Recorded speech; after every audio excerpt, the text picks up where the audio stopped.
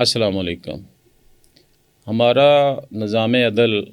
دنیا میں مشہور ہے۔ کس لیے مشہور ہے کہ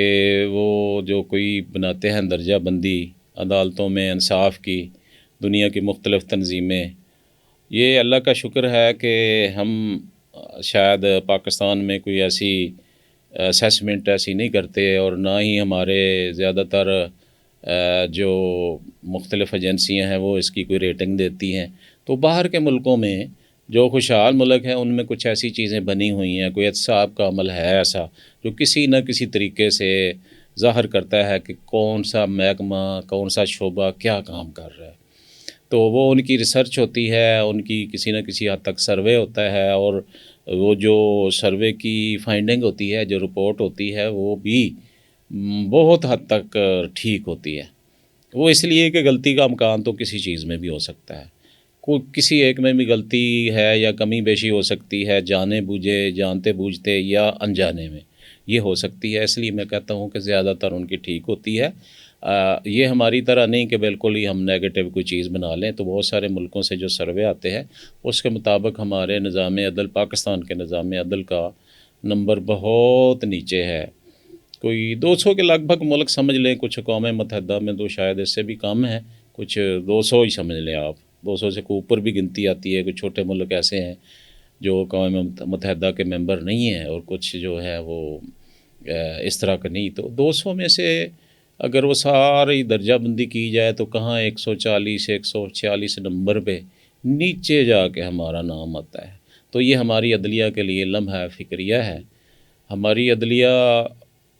جو ہے اس کو ایک لحاظ سے بڑا ذمہ دار ہونا چاہیے تھا کہ یہ ایسے ملک کی عدلیہ ہے جو اسلام کے نام پہ بنا تھا۔ تو ہم انڈیا جو تھا متحدہ ہندوستان، تو اس کے ساتھ اگر چلے ٹھیک ہے، انگریزوں کی حکومت رہی 90 سال انہوں نے حکومت کی، تو اس سے آزادی کی ایک لہر ایسی چلی، کیونکہ جنگ عظیم کی وجہ سے جو انگریزوں کی حکومت تھی کمزور ہو گئی، اور کچھ لوگوں میں شعور آ گیا، اور کچھ شعور اس نے دے دیا جمہوریت نے۔ تو جمہوریت میں یہی ہوتا ہے کہ تعداد کو گنا کرتے ہیں، وہ علامہ اقبال کی جو بات ہے، بندوں کو گنا کرتے ہیں تو اللہ نہیں کرتے۔ تو گنتی میں چونکہ ہم ہندوستانی زیادہ تھے، اور وہ یہاں اگر 40 کروڑ کی آبادی تھی ہندوستان کی، پورے متحدہ ہندوستان کی بات کر رہا ہوں، تو انگریز کی جو 2 لاکھ کے قریب آبادی تھی ساری، تو یہ کیسے ممکن ہے جمہوریت کے مطابق کہ 2 لاکھ جو ہے وہ 40 لاکھ پہ 40 کروڑ پہ 40 کروڑ پہ حکومت کریں؟ تو یہ امپاسبل تھا۔ تو جب یہ شعور چلتا گیا، اور یہ انگریزوں کا دیا ہوا تھا، چونکہ ان کے اپنے ملکوں سے یہ شروع ہو گیا، یورپی ملکوں سے جمہوریت شروع ہو گئی، تو گنتی کا کنسیپٹ اس سے پہلے تو وہی تھا، جس کی لاٹھی اس کی بھینس۔ تو جس کا جتنا زور چلتا ہے وہ چلتا، وہ تو خیر آج بھی چل رہا ہے، لیکن یہ بہرحال کہ جمہوریت کا پتہ نہیں کس بندے نے یہ کوئی کنسیپٹ دے دیا، جو ہمارے ہاں بھی آخر کار لوگوں کے اندر یہ شعور جو کہتے ہیں نا آج کل بھی، فلاں بندے نے شعور دے دیا، تو انگریزوں نے یہ ہمیں جمہوریت کا شعور بھی دے دیا، اور تعداد کا شعور دے دیا کہ تعداد جس کی جتنی زیادہ ہوگی بس اس کی بات مانی جائے گی۔ تو ہمارے ہندوستانیوں کی تعداد بہت زیادہ تھی، تو ہماری بات مانی گئی، اور مانی کیا گئی کہ ہمیں انگریز جو ہے وہ ہمیں آزادی دے دیں۔ پہلے خود مختاریاں تھوڑی تھوڑی لیتے رہے، اور وہ کافی مل گئی، تو پھر آزادی کی طرف آ گئے، آزاد ہو گئے ہم۔ جب آزاد ہوئے تو اس میں پھر یہ ایک کنسیپٹ چل پڑا، آزاد ہونے سے پہلے یہ ایک سوچ چل پڑی کہ کیا انگریز اگر یہاں سے چلے جائیں اور حکومت کس کو دیں؟ تو اس سے پہلے جس سے حکومت چھینی تھی وہ مسلمان تھے۔ تو ہم سب جانتے ہیں کہ وہ آخری مغل بادشاہ بہادر شاہ ظفر، جس کو قید کر کے برما میں رنگون میں انہوں نے رکھا تھا انگریزوں نے، وہیں اس فوت ہوئے وہ، تو ظاہر ہے کہ وہ مسلمانوں کی حکومت تھی، تو انگریز مسلمانوں کو حکومت دینے سے تو رہے۔ اور اب جو وہ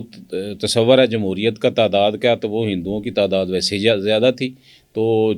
40 کروڑ کی آبادی اسٹیمیٹلی ان دنوں میں 1947 کے قریب کی بات کر رہا ہوں، 40 کروڑ کی آبادی میں سے اگر 30 کروڑ ہندو تھے لگ بھگ،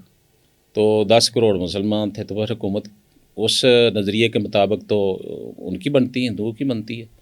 اور اگر سمپل یہ ہوتا ہے کہ بھئی جس سے حکومت لی تھی، جس سے لی تھی اس کو واپس کر دی ہے تو مسلمانوں کو، تو یہ ایک جھگڑا مستقل ایک بن جانا تھا۔ اور دوسری بات یہ کہ جو اس 90 سالہ انگریزوں کے دور میں جو ہندوؤں کا غلبہ رہا مسلمانوں پر، اور مسلمانوں پر جو انگریزوں نے ظلم و ستم ڈھائے ہندوؤں کی وجہ سے یا ہندوؤں کی مدد سے، تو مسلمانوں کے اندر وہ ایک جذبہ پیدا ہو گیا کہ ہم ان کے ساتھ نہیں رہ سکتے۔ تو الٹیمیٹلی اس کا حل یہ نکالا گیا کہ ایک الگ ملک جو ہے مسلمانوں کا قائم کیا جائے، اور وہ ان علاقوں پر جہاں مسلمانوں کی اکثریت ہوگی۔ تو بالآخر یہ قائد اعظم محمد علی جناح رحمۃ اللہ علیہ کی اور دوسرے ہمارے جو سیاسی لیڈر تھے ان کی کوشش جو ہے، جد و جہد جو ہے وہ رنگ لائی، اور پاکستان 1947 میں بن گیا۔ یہ اس وقت کے 4 صوبے یہ تھے، 5واں صوبہ بنگال، وہ ادھر مشرقی طرف، وہ بھی آزاد کر دیا گیا، اور پاکستان کا نام اسے بھی دے دیا گیا مشرقی پاکستان، اور یہ جو 4 صوبے ادھر تھے اور اس کے اندر جتنی ریاستیں تھیں وہ شامل کر کے مغربی پاکستان، تو یہ ایک پاکستان آزاد ہو گیا۔ تو ظاہر اس کا اپنا سسٹم بن گیا، اس کی سارا طریقہ کار، اس کی حکومت بن گئی، اس میں نظام عدل بھی قائم کر دیا گیا، جج بھی آ گئے، وہ چھوٹے جج بھی، اس کے بعد ہائی کورٹ اور پھر سپریم کورٹ قائم کر دی گئی۔ تو نظام عدل جو ہے یہ حضرت علی رضی اللہ تعالیٰ عنہ کا قول ہے کہ کوئی مشرکوں کی، کافروں کی حکومت تو قائم رہ سکتی ہے، لیکن جس میں عدل نہ ہو وہ معاشرہ یا وہ حکومت قائم نہیں رہ سکتی۔ تو یہ